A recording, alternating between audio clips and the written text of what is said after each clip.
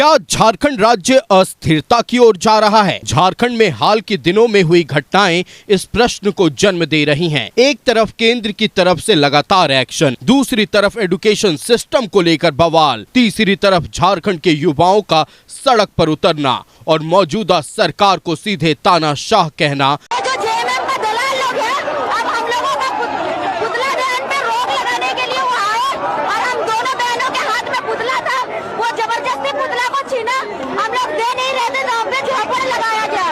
इशारा कर रहा है कि झारखंड की राजनीतिक स्थिरता में बहुत बड़ा भूचाल आने वाला है। क्योंकि राजनीति अपनी सतह पर चाहे जितनी भी शांत दिखे, उससे बड़ा समुद्री बवंडर उसके नीचे चल रहा होता है। और अंदर की खबर है कि राज्य सरकार और मुख्यमंत्री हेमंत सोरेन का पूरा थिंक टैंक सिर पर हाथ धरे बैठा है। परीक्षाओं में गड़बड़ी के खिलाफ छात्रों ने 26 दिनों का आंदोलन किया। 10 अगस्त को यही छात्र सत्ता की चौखट तक पहुंच गए थे। छात्रों के इस आंदोलन ने सत्ता के वो तख्त को कंपन महसूस करवा दिया जिसकी कल्पना भी नहीं की होगी। पूरे देश में झारखंड के एजुकेशन सिस्टम की किरकिरी हुई। इधर संसद के मॉनसून सत्र के दौरान बना MMDR संशोधन कानून झारखंड सरकार और JMM के लिए बम की तरह गिरा। छात्र आंदोलन से अभी संभले भी नहीं थे कि MMDR ने नींद उड़ा दी। चूंकि केंद्र ने खनिज पर चल रहे खेल को बंद करने के लिए पूरी कमान हाथ में ले ली, अब न खनिज का काला कारोबार हो पाएगा, न मनमाना टैक्स लग पाएगा। इधर पिछले 2 महीनों से केंद्र सरकार ने कोयला के अवैध खेल पर ताबड़तोड़ एक्शन की है। उसने अलग टेंशन दे रखा है। अब तो खबर मिल रही है कि जैसे ही बालू खनन से NGT की रोक हटेगी, केंद्र यहाँ भी खेला कर देगा। लेकिन इन सब से इतर शुक्रवार को छात्रों के साथ हुई बर्बरता ने सीधे सत्ता और सत्ताधीशों पर सवाल खड़ा कर दिया है। छात्र अपनी मांगों को लेकर पूरे लोकतांत्रिक तरीके से पूर्व घोषित कार्यक्रम के तहत CM का पुतला दहन करने जा रहे थे, लेकिन JMM के कुछ कार्यकर्ताओं ने छात्रों पर ही हमला कर दिया, पुतला छीन लिया। छात्राओं के साथ अभद्रता की गई और JMM के इस करतूत को पूरे देश ने देख लिया।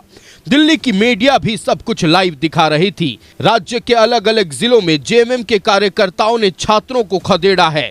तो आपको क्या लग रहा था? झारखंड और JMM को लेकर पूरे देश में क्या इमेज बन रही थी?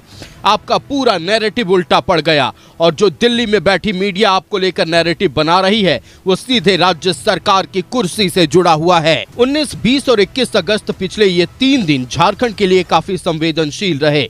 19 अगस्त को MMDR को लेकर दिल्ली में अमित शाह ने BJP के नेताओं के साथ बैठक की। JMM ने MMDR के खिलाफ आंदोलन की चेतावनी दी तो केंद्र ने पहले ही रणनीति बना ली। फिर JMM ने भी 20 अगस्त को आंदोलन की रणनीति बनाई और 21 अगस्त को छात्रों के साथ बर्बरता हो गई। ये तमाम हलचल राजनीतिक अस्थिरता की ओर इशारा कर रहे हैं और ऐसे ही चलता रहा तो वो दिन दूर नहीं जब केंद्र को संविधान का अनुच्छेद 356 लागू करना पड़ेगा।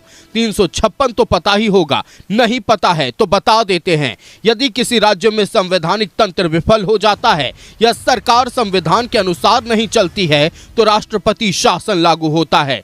और जो कुछ राज्य में हो रहा है, सत्ताधारी दल छात्रों के साथ मारपीट कर रहे हैं, लोकतांत्रिक तरीके से आंदोलन नहीं करने दिया जा रहा है और MMDR जो कानून बन गया है उसे नहीं मानना, तो इसे संवैधानिक तंत्र की विफलता नहीं तो और क्या कहेंगे। और पूरे पूर्वी भारत में झारखंड ही ऐसा राज्य बचा है जो हरा है, मतलब जहां BJP की सरकार नहीं, ऐसे में केंद्र में बैठे तमाम दिग्गजों की खास नजर झारखंड पर है और झारखंड सरकार केंद्र में बना कानून ही मानने को तैयार नहीं।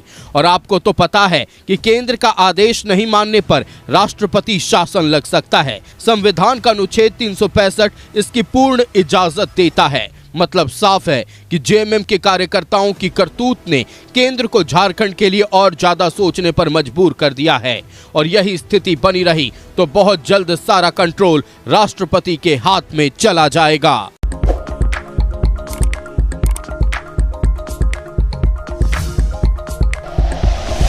Like and share videos, subscribe करें हमारा चैनल और प्रेस करें बेल आइकॉन। News 11 भारत, सच है तो दिखेगा।